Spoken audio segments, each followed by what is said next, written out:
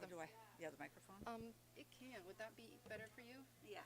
I'm gonna put a stamp on it. Okay, that would be much better. Let's see if this one will hold it. Will do it? Nope. What about this guy? I've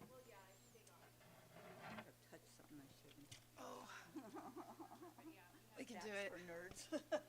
I'll be. And you have a chance to or something and signed us out of the live stream. Oh, fine. So I just need the password when you have a chance. Oh, yeah. Is it? the document there? It should be the star LOPL Gmail. Okay. And Is the thing over there? yeah, you know what?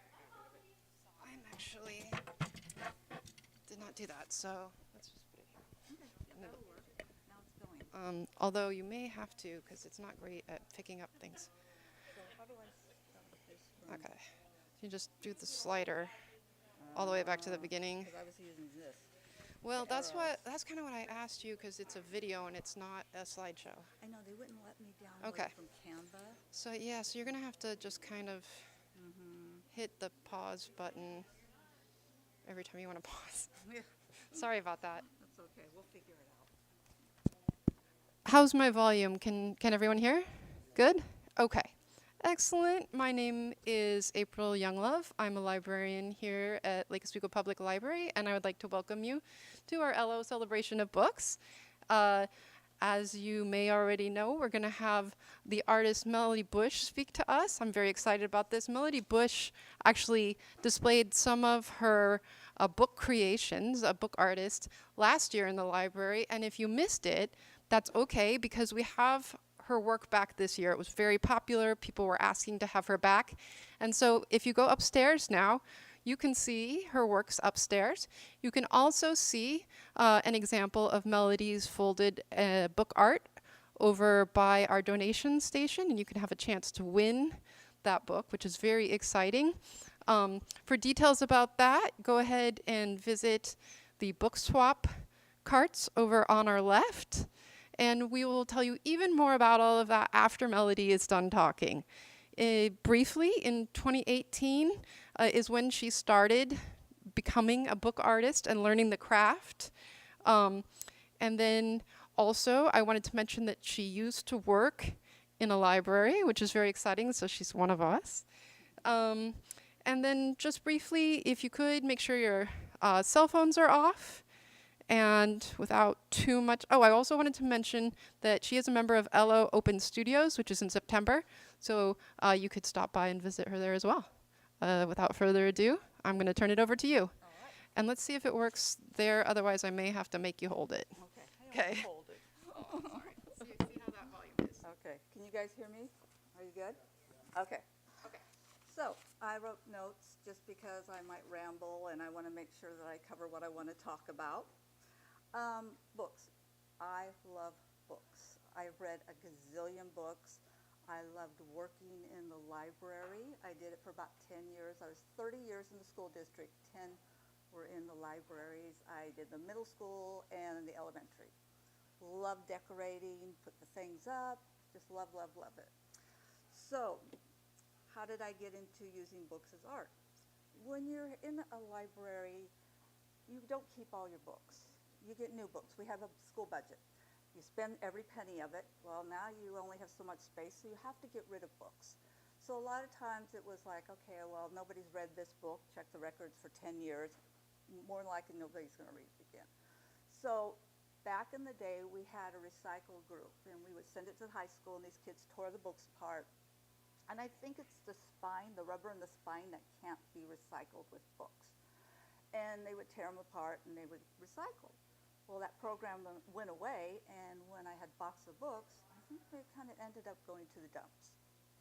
And that was kind of discouraging to find that out. And then I got sent to a little teeny country school. I was out in Sandy School District called Cottrell.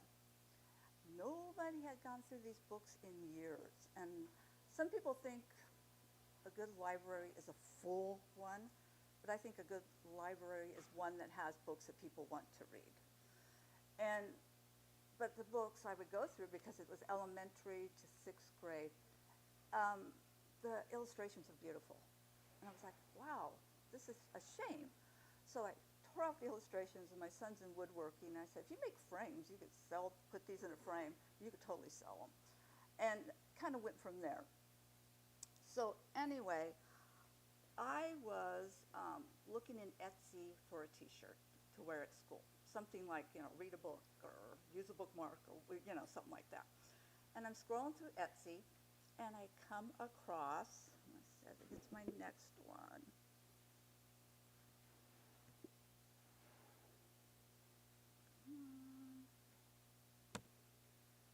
Take this time. There. I came across this book, and I thought, what the heck? It's folded. That is super cool. I thought, well, I'm looking for t-shirts, so I go on to t-shirts. And then the next day, I thought about it again, brought it up, looked at it. That is so cool. It would look really nice in display. And, well, I'm a cheapskate, so I didn't want to buy the book. So anything I can make, I'm going to make. So I thought, I'm just going to figure out how to make it. So I thought, well, I looked, and there really wasn't any information on book folding. And then it was called book origami, book folding. There was different things. So I went over to, let's see, it's going to slowly go over to YouTube. YouTube is wonderful. I love YouTube. This is 2018, mind you, so not a lot of people were doing the book folding.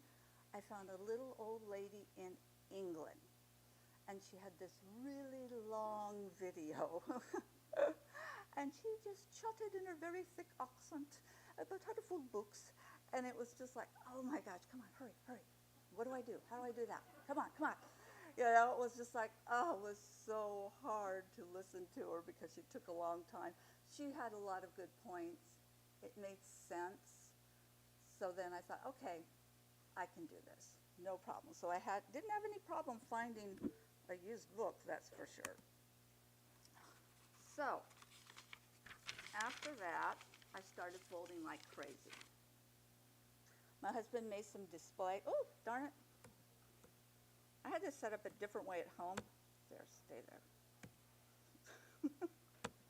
Stop. Okay.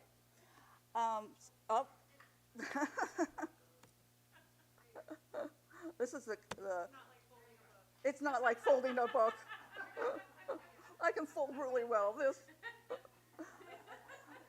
Well, I practice with a different program.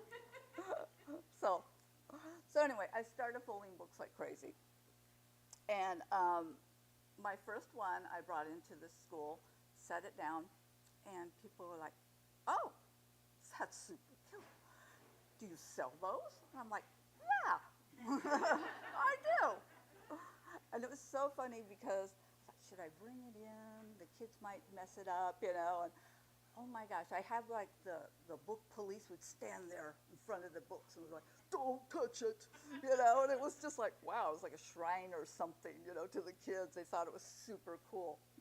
So mind you, this time I started like folding books like crazy. I'm getting books everywhere, I'm folding them, and during the day I'm working at school and I'm telling kids, don't fold the corner of the book, use a bookmark, Who messed up this book by folding the corners?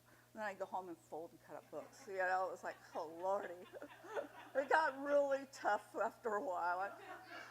I ended up retiring. I thought, I can't leave, the double life is not for me. And this was a double life.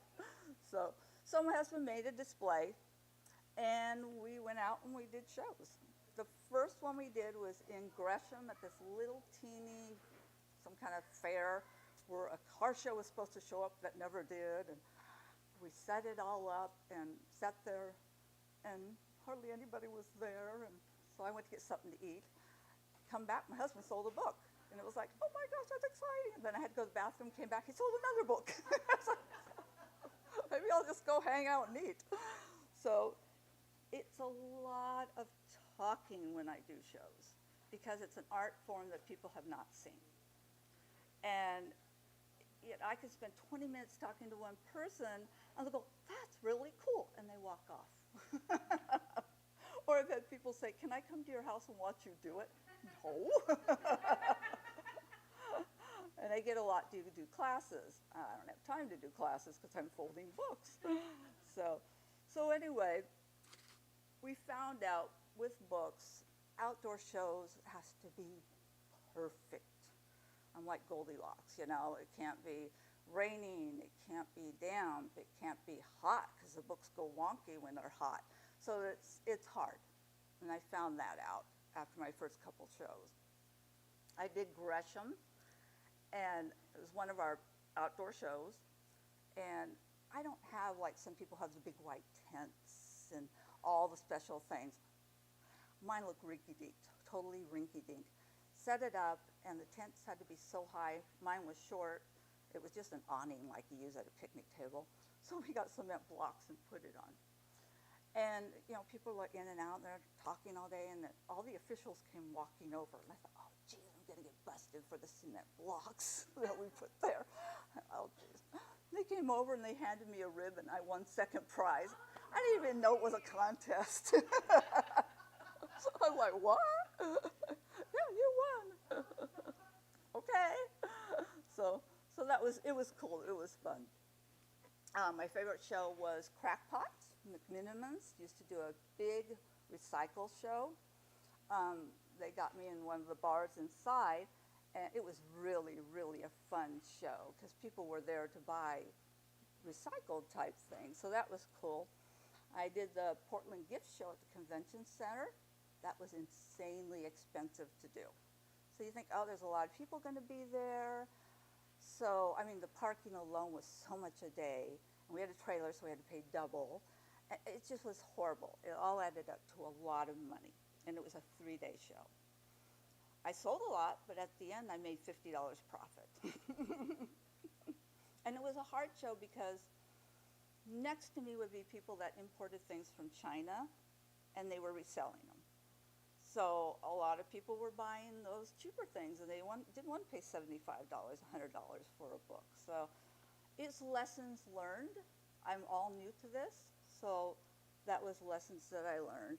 Mississippi Street Fair, I did it twice. The second time there was a shooting, a half block. That was my last time. Not worth it. I'm not going to do that. So I ended up joining a guild in Sandy, an artist guild, met super neat people, and some of those people decided to do a gallery, a co-op gallery. And we ended up doing Red Trillium Gallery in Troutdale. And I'm one of the people that they first asked to join. So that I've been there since then. Love it. And then I got online and said, I could do another art gallery. That'll be cool. And I found Side Street Arts in the dictionary, or not the dictionary, in the phone book. And I made an appointment with them. And I come in and they're like, oh, do you want to do a feature show or be in the Small Works Gallery? I had no clue what they were talking about. I don't know. I just saw that you wanted artists, you know, really dummy there. And right now I'm one of the owners of Side Street Arts. So that worked out well. Worked out really well. So I'm happy, and I know now I'm more of an indoor cat, so I like indoor things that I'll do. So instead of the outdoor ones, I'm not going to do those.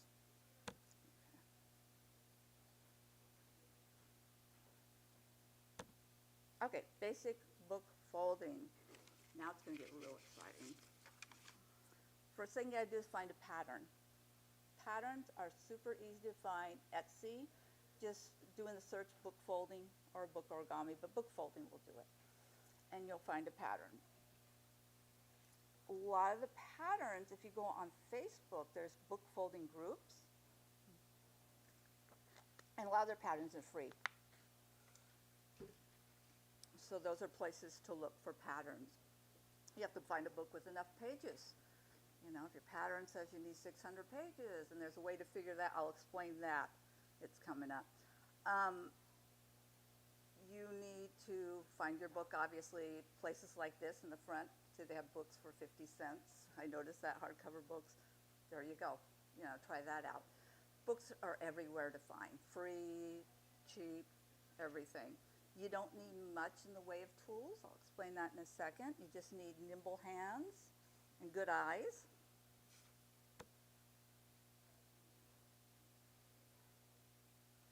By the way, the black Peking cats, I have sold hundreds of those. Everybody loves a black Peking cat. And when I first did the pattern, I didn't color it in black.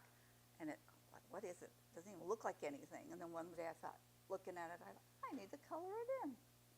Boom. So I use a Sharpie.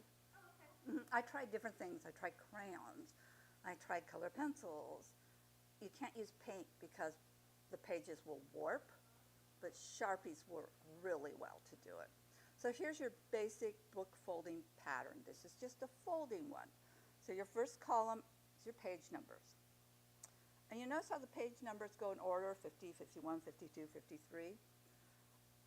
This is the confusing part because there's two different ways of book folding, and I think it's like maybe the England way and the United States way, maybe kind of like metrics, you know, we do this, they do that. If your pattern is like this, when you get to the, let's say it says it has 300 pages, or 300 folds you have to do, and it's numbered like this, then you need a 600-page book. Yeah, it's confusing, but if it is numbered 1, 3, 5, 7, your instructions, that means they figured it out, and if there's 301 instructions or lines, that's how big your book needs to be. Yeah, we had a lot of conversations because my husband started doing some of these with me and was like, I don't know, it's confusing. They need to be the same, but they're not the same. Okay, so the second column is, this is basic folding, so you're gonna have 2 columns, 2 fold points. It's metric measurements. So that's really easy. So you do your line, and then you do your other line, and then you fold. All right, to figure out how many pages of the book, you have to count the I don't know why there was music. I think I was listening to music when I did a recording. We need to turn the sound off. I got it. Oh, now I need to push another button. All right, let's do a pause here. I don't even want that page yet. That's all right.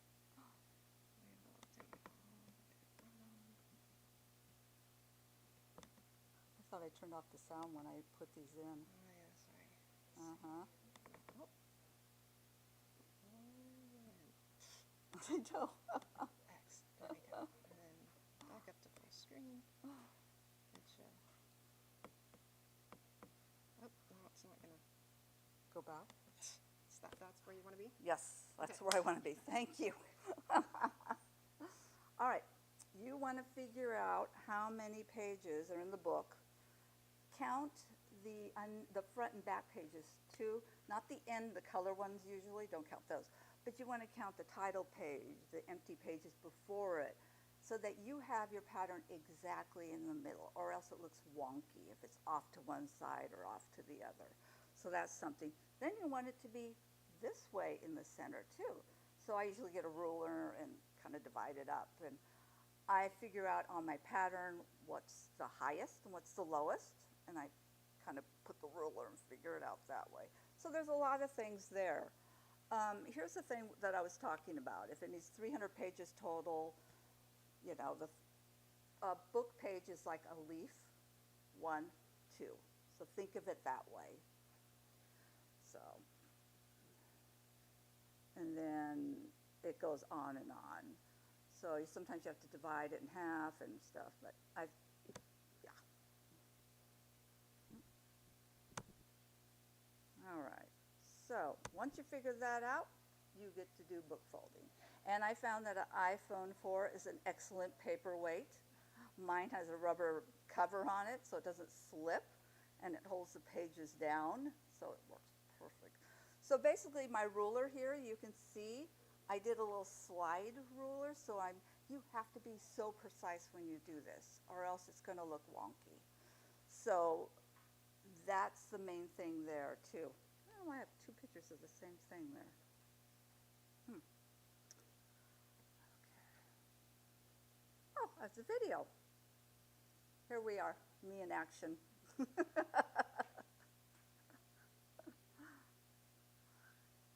And this is about as exciting as it gets with book folding.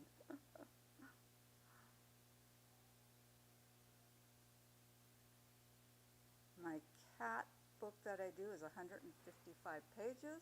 My book has to be 310 pages. So I go through the whole book, I measure like this, then I go through the whole book, and then I fold, then I go the whole book and I color one side, then I flip it over and I go through the whole book and color the other side. There's nothing fast you can do. People are like, she uses a laser, she does this. No, it's all done by hand, one page at a time. So.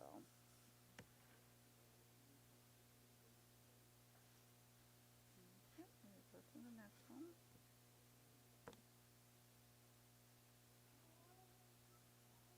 Oh, now it doesn't want to go because of. That's what.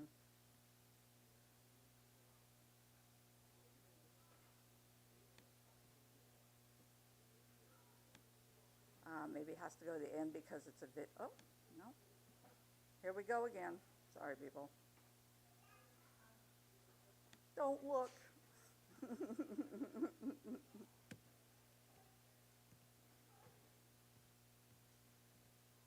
Aha. Okay, cut and fold books.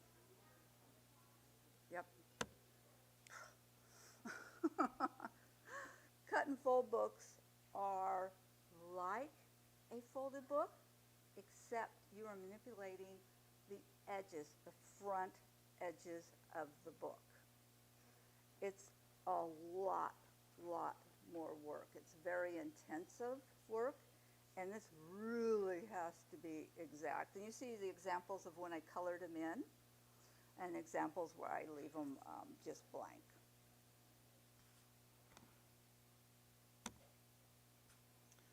So, let me get to my notes, make sure I didn't miss anything for the cut and fold.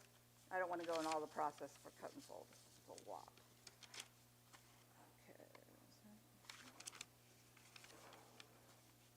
Okay, paperback folding. If you're interested at all into getting into book folding, I'd strongly recommend getting a paperback book and seeing if this is the art for you. You might decide that this is not what you want to sit and do for hours and hours. You might think this is super cool and I can do it. So I started out doing the candle holders. They have a little LED candle in the front, on the top. And what it is I got two kind of narrow, a medium-sized paperback, cut it in half, pull the cover off, and I did this little notch in the top so I have a hole to put the candle in. And then I folded two and I glue them together. And that's how I get, because when you fold a paperback book, it will curve naturally like that. And then my flowers that I've made on there are the children's books that have super cool illustrations. I love the colors in children's books from the 50s, 60s, okay, but 40s and 50s, I love the colors. And they're usually falling apart, so I just tear the pages out with all the illustrations, and I use that to make origami flowers. And I think they come out super cool. I love those. And then the little three on the other side are wall sculptures. I sold those at Side Street. And I made a little hanger so they can hang on the wall. They're just cool looking. Just something kind of cool.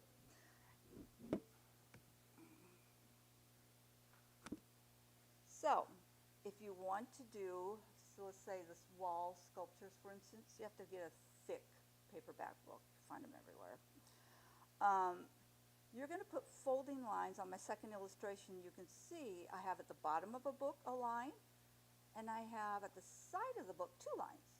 It could be one, but sometimes when you're making a point like that sharp, if it's an old book, it's hard because the pages are easily torn, but if you leave a little gap between your 2 folds, it works out better. And that's what I did there. I left a little gap.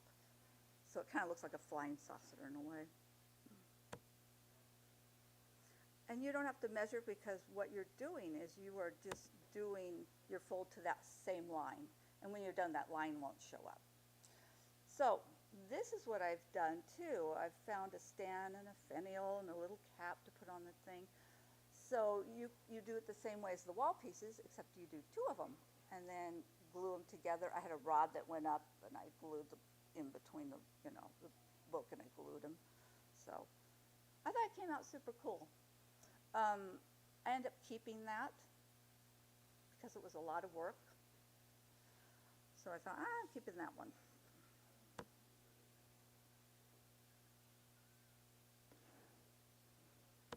All right, book carving. Book carving is when I get a book, and usually I use illustrated books, never with photographs. I use illustrated books, nonfiction. Birds and flowers are my absolute favorite to do. Upstairs I have a bug one, because the illustrations are super, super cool in that. So book carving, I always watch OPB Art. I love that show. And I remember watching it years ago before all this happened. But oh my gosh, can you imagine making things and having people want to buy stuff you made? That would be so awesome. I mean, I've always made things. I've done wood carving, little Santas. I gave them as gifts. Quilts, gave them as gifts. But to have somebody like want to actually buy something, it's like, whoa. So one day we're watching, and there's an artist. He has since moved to Tennessee, James Allen, and they did a whole segment about him doing book carving. He comes on, and I'm thinking, what? Book carving? He calls it book excavations. And I thought, what the heck's that? And he did it, and I was like, oh my gosh. I looked at my husband, and I said, I'm going to do that. I am totally going to do that. That is my thing to do. So I became a stalker, and I found James Allen. Found him on the internet first, followed him. Then I found out what gallery he's at, went to the gallery. I think it was the Russell Lee Gallery in Portland. His stuff wasn't out, so I talked my way into the back room so I could physically look. I needed to look. The show explained it pretty well, but I just physically needed to see it. So I talked my way in, got to look at it. I didn't buy anything because they were like thousands of dollars for his. But they're super, super cool. He's amazing when he does. And I thought, well, let's get a book. And I started to do book carving. Book carving is when I cut a hole in the front cover of the book. I start from the top, work my way down. I use an X-Acto blade, and I do one page at a time. I have I get these sheets from Dollar Tree. They're supposed to be little chopping sheets for chopping up vegetables. They're super, super thin, so it fits under each page, and I won't cut down to the page below it. So I X-Acto knife, cut out what I don't want. Once I get my first thing I keep, that kind of decides the rest of the book after that. And I'll show you the video here. I'm just going to play both of them. So this one's here, me working, cutting out a design in a book. It's a slow process because I'm doing one page at a time. And then the second one shows, that's when I was at Powell's Books, and I had a display there. And see how it's cut when you look at the pages? It kind of gives you an idea what I'm doing here and how it looks over there. Now, when I first started this, I was pretty pure. I kept everything, all the illustrations exactly where they were in the book. Now I'm getting kind of sneaky to where I will, okay. I'm getting sneaky to where I'll, here we go again, move stuff around in a book to make it fit. Like, the one with on the bottom with the 3 bluebirds, I think one of them might have been off to the side more, so I took the page out of the book, kind of made it more narrow, moved it over, so it would kind of fit in my area. I use a big, huge X-Acto blade to cut out the cover of the book. I do that by hand too. That is so scary because it's really, really thick, condensed cardboard. And some have fabric, the older ones have the fabric. And it's just kind of terrifying because if we slipped, you're probably going to cut something off yourself. So sometimes I do just squares, other times I do different shapes and stuff, and it adds to it. We had the big giant book I bought by accident. on the internet. I had bought a different version of the book. And, oh, there it is again. I'll buy it. It comes in the mail, and I thought, what the heck is this? It weighs like 8 pounds. Again, I expected a normal-sized book. It's this big. It's like, oh, geez, what am I going to do with this? So I didn't feel safe hanging it on a wall. I have a weird system that I hang books with. You can kind of see the one upstairs if you look at the back. Because I had to figure out, art galleries want things to hang on the wall. So I thought, oh, plate holders. So I kind of figured out a way to do that. So anyway, the wood. My son does woodworking, and got the wood from him, and then my husband cut it to the right size, and just kind of put them in.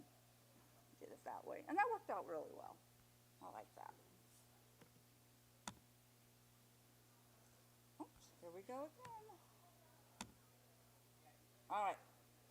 So, oh, another thing too, when I do my book carving, I seal the book shut now. Too many times I'll put a book in the gallery and I'll come back a couple days later and somebody opened it up to see, and they're so fragile, they tear. So now I just seal them shut. It's fine, you know. It's easier to probably keep clean. You can just feather dust it to keep it clean, so it works out well. I'm always looking for things to do with books, always. What can I do with a book? And I was looking, I think it was just on Instagram or something, and this lady from England, again, came up and she made these little paper mache foxes. I thought, oh my gosh, those are so cute. And she showed her process, and I thought, I don't know about that process, but I liked it. So I went to YouTube and looked up paper mache. Because what I liked about her things was you could see, she uses pages from Shakespearean books. And you could see the fonts, you know, the pages. And I thought, that's cool, because most paper mache people paint them, or it's a white paste and has that hazy. So I did some research and discovered if I cook my paste, it dries perfectly clear. So it's like, oh, so the ideas started doing. And because I saw so many black cats, and I'm a big fan of cats, I love cats, don't have any, but feral cats, you know, I feed them, take them in, get them fixed, so I'm a big fan of cats. And I thought, what if anybody's making little paper mache cats? So I went on Etsy and looked, nobody was. And I thought, oh. So I had it in my head what I wanted to make. And my first one didn't quite look like it, but now I'm 180 something I've made so far, and it look pretty good now. Did a couple wiener dogs because they're so ridiculous looking. I thought they were, and the wiener dogs, the pages that I used are from an 1860s German book. Yes! How cool is that?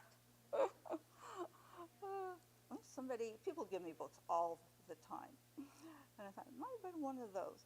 So anyway, I started to do the paper mache cats. And people, oh, those are cool. And my first person bought 3 of them. And she bought it for her dad for Christmas. I thought, oh, that's super cool. You know, how exciting. And I decided I should get into a paper mache group to get more ideas. You know, I'm real happy with what I'm doing, but who knows? Maybe there's a better way or something. So I posted this picture in the group, and all I wrote was, I make little paper mache cats out of old books. I got 66,000 likes. Yeah, that's not normal for me. That is not normal. If I get 40, I'm telling my husband, 40 people like my stuff, you know. And I told my husband, oh my gosh, I have 50 likes. Oh my gosh, I have 100. I have 100. And then we got into the thousands. It was amazing. So while this was happening, people were, it was just like so crazy. People were downloading my picture and posting it like they did it. But all of a sudden, because I became popular, I had these watchdogs, and they would rat them out. They would message me and rat them out. I don't know what I could do. But they would get on there and say, that's not you, that's Melody Bush who makes that. You shouldn't be posting that. It was like kind of intense, the whole thing. I thought, whoa. But yeah. So because of that post, I got a call from a gallery in Cannon Beach, and I'm now in that gallery. So, yay me. Worked out nicely. So I love making the little cats. They're so much fun to make, and they're so goofy, and each one's different, and they have their own personality, and nobody else makes them like that I know of. So, yay me. That was cool.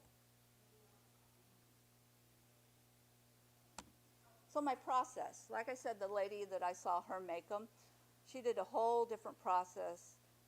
Some people make an armature out of wire, the whole thing. Like that's too much work. And then she did, the way she did hers, I kind of like part of it, but another part I didn't. So I thought, well, I'm going to figure out my own way. So what I do is I have a 1901 children's encyclopedia that somebody gave me 3 or 4 volumes, so it's not a complete set. I can't really carve it, but the pages are nice and big, and they're kind of falling apart. Perfect. I get 2 pages, scrunch them up, and make like a little, I could put it in my hand. That's the body. So I got my body. Then I take half a page, scrunch it into a ball as close as I can. I got my head. And then instead of doing the metal armature, I have these little hoops that you see that I did for the arms, legs, and tails. So that's the back leg, front leg, and then the tail over there by all my supplies. And I put it over the top of the body. I used to poke a hole in the body, and then if you didn't poke straight, one leg went up this way and one went this way. I just laid it over the top. So I figured out a way that works for me. So those are my basic supplies, is pages, wire, those are my tools, and masking tape. And then when I'm done, the middle picture is my armature. The ears are made from my old gallery tags. They're perfect. They're kind of thick paper. Just cut little ears and stick them on with tape and do that. And then what I discovered is paper mache clay. Has anybody heard of paper mache clay? I had no clue. And then somebody mentioned it somewhere, or I saw somebody used it to smooth out something. I thought, oh, well, you can make your own. So I looked that up. That's not going to happen. It's a process, and it's a messy, I don't like to get messy. So I'm like, I'm not doing that. So I just buy it online, my paper mache clay. And it's super cool because clay you have to heat for it to harden. Paper mache clay is made of paper and water, and when it gets dry, it gets hard, amazingly. So that works out really well. So that's my process. I make the bodies, I put tape all over everything, and then I smooth it out with the paper mache.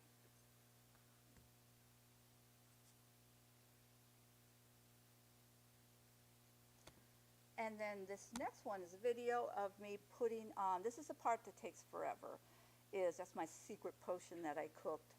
And I'm using pages to cover this cat. And I think this one might be musical pages. Somebody gave me a 1928 music book. How cool is that? Yep. So this is a musical cat laying on his back. So this can take, I'm getting faster, but it can take up to 45 minutes per cat to do this part. But I'm kind of anal about it. I want all the font the same way. So.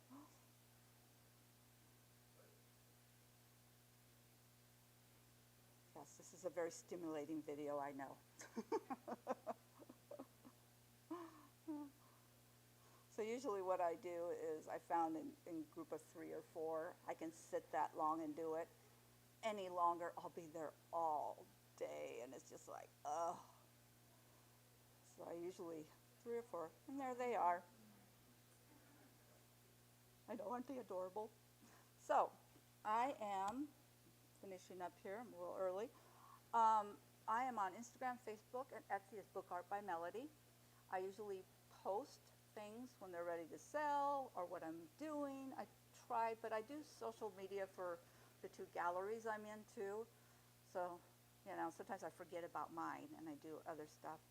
I'm going to be in the Open Studios here.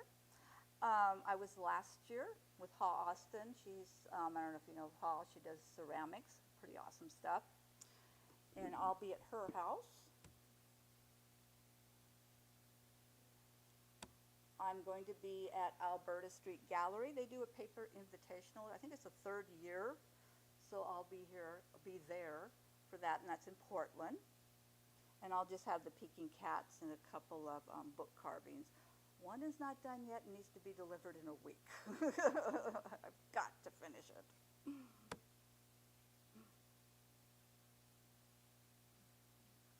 I'm at Bold Coffee and Books, and these are both in Portland and Rose City Book Pub. So those are fun because I can do my folded books there, and they sell quite a bit each month. So it's a fun place to go visit too. And then this is my newest one that I'm at now. So thank you for dealing with this. Are you open to answering questions? Yes, absolutely.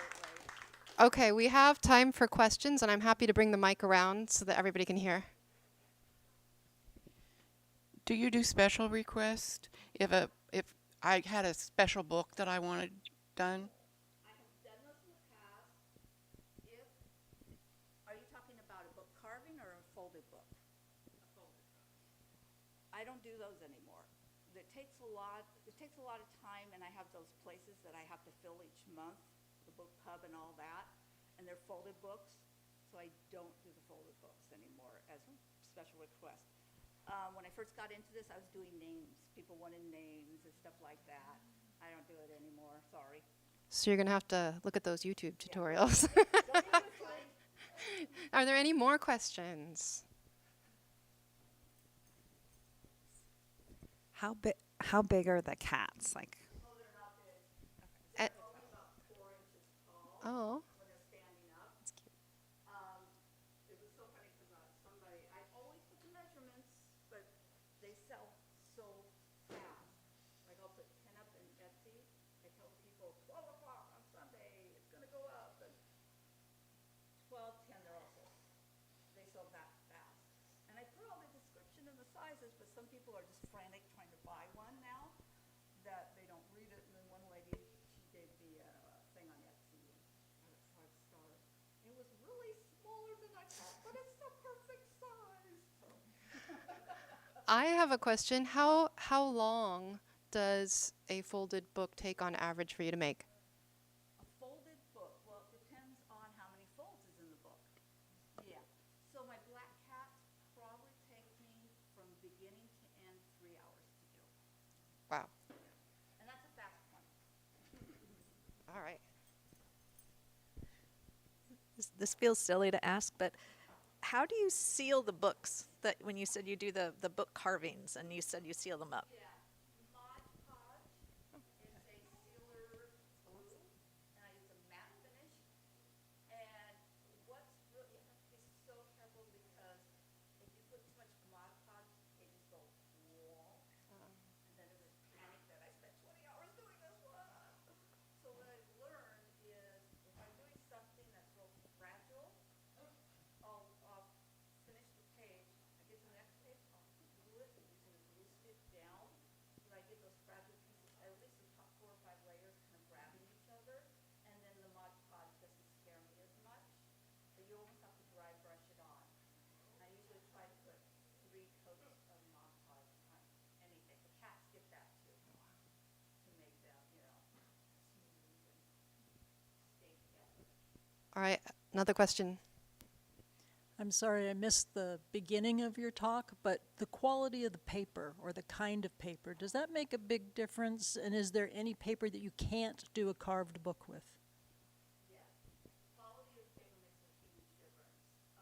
If you're folding a book and you're using thin pages, when you're done, instead of like this, it might be like this, kind of condensed. It is snowflake, and the pages were thin. Instead of it looking like a snowflake, it's a snowflake. So thicker is a little better? Yeah. But if it's too thick, it's that Goldilocks thing. If it's too thick, then it's like wonk, and then you can't tell what it is because it's too spread out. So that it has to be just right for the book folding. Now the book carving, if pages are too thick, they will eat up your blades like crazy. If they're shiny, you're going to go through a lot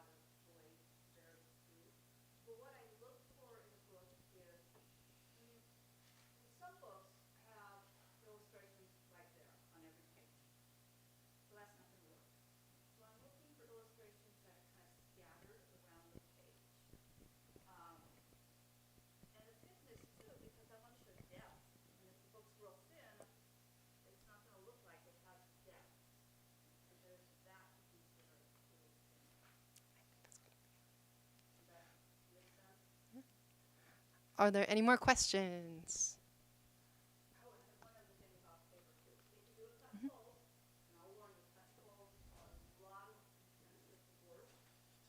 Make sure when you fold the page, it doesn't go swoop like that. Some books, I don't know what they put in them, but some you fold it down and it stays down. And other books, you fold it down and it pops up. And that's so annoying. I end up having to, I did a cut and fold 500 pages. I had to glue down every single half because, you know, and you get it and you move it and they go, it's like, oh my gosh. And there's like micro tabs, you know, I'm gluing down, so. On the cut and fold, you only had a couple photos there.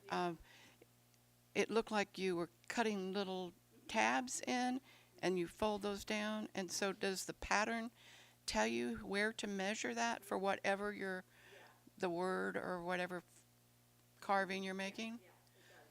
The pattern, just like I showed you the pattern for the folded book, and I was gonna do a picture of a pattern for a cut and fold, and time got away from me. It can be 20 to 30 different lines on one page edge. Oh. Yeah. It's like I said, it's really, really intense, and what I found is, you know, people see them and they think, oh, they're wonderful. Well, many people want to pay $300 for that, even though it took me 30 hours to make it. So I've kind of gotten away from doing those, except for there's a couple, like there's a cat one that sells really well, and there's an owl one. But otherwise, I've found, you know, you find, you know, what you're going to do. And my whole goal of making things is to sell them, not to have them in my house. So I don't think my kids want them.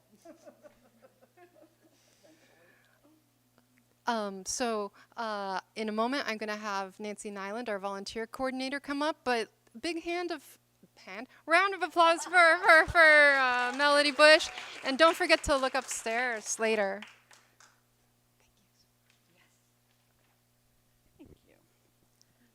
Thank you so much for that very wonderful talk. Okay, so we're a little early, but we are going to go ahead and do the raffle drawing. We are very fortunate that Melody has donated one of her gorgeous folded books. It reads Love on the inside and is stunning. So one lucky winner will be able to put it in a library book bag and take it home. So, can I get... And the book is, remember Reader's Digest, condensed Reader's Digest? It had the wonderful covers. I was in New York, and I found 5 of them in the thrift store. Oh, wow. Yeah. I had a whole collection from the very first book to That's a 2000s, and I left them in home when we moved. Yeah. My dad started collecting them, and then I ended up with They're just beautiful, even if you don't read the stories. Wow, wow. Sharon said that she had an entire collection that she ended up leaving in the house. So someone has them. Yes. Into the ether. Yeah. Okay. So after the raffles, we will do the book swap. And I was thinking we'd have hordes of people, but it's a beautiful day.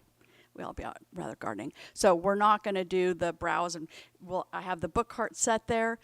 Go up, grab the book that appeals to you, give over your raffle ticket, and head out. So we just hang on to the raffle tickets, even if you are the winner. So I'm going to read the number, because there's not a name on this one. 491-1784.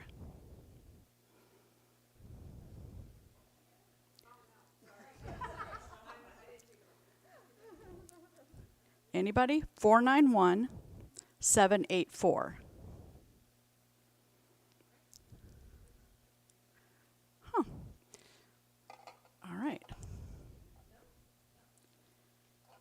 Okay. We'll try another one. 491-788. Oh! See, you need to come visit Lake Oswego more often.